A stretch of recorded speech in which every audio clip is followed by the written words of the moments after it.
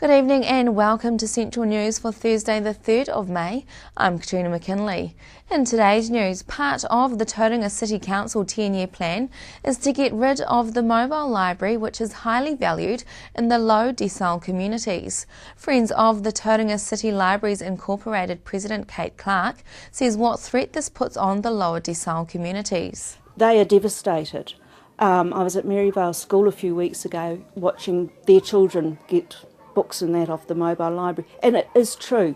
Most of those children haven't been in a library. It is too far to go to a local one. They don't have the money, they don't have cars, they don't know when they'll get back, so they can't take books out because they'll never get them back in time. And those kids lived for that library. It was absolutely brilliant. You'll see it here today at Arataki. They just come in, they're excited, they want their books, they get their books and they're out. And some of them were sitting down reading in the shade. Youths can now get a leg up into employment with the recently formed New Zealand Foundation based in Tauranga. New Zealand Foundation Program Coordinator Jill Parrott says how she has a number of students wanting work but not quite sure how to go about getting a job. Basically, we're helping them realise the barriers that are stopping them from getting interviews and getting jobs, and sometimes they're unaware of these barriers, and we're helping them to overcome them. To go outside their comfort zone, and then we are giving them more practical help with writing their own CVs, preparing questions for interviews, preparing themselves for interviews, carrying out mock interviews, and that's how we're helping them into the workforce. New Zealand endeavour to run a number of courses a year, with the second course getting underway on the 14th. The Well Energy Trust adopted its annual plan at the end of April and confirmed an injection of $24.16 million to be given back to the Waikato community over the next 12 months. Well Energy Trust has a 100% shareholding in Well Networks Limited, which distributes electricity to households and businesses in Hamilton, most of the Waikato district and a small part of the Waipa district. Well Energy Trust Chairman Mark Ingle says the Well Energy Trust is pleased that Well Networks is able to provide a discount at the same level as last year. This works out to be an average residential discount of $246, which makes a big difference to many families at this time of year. Fifth time lucky for the First Windows Waikato Bay of Plenty Magic on Monday night as they took away their first win of the season, which has been a long time coming.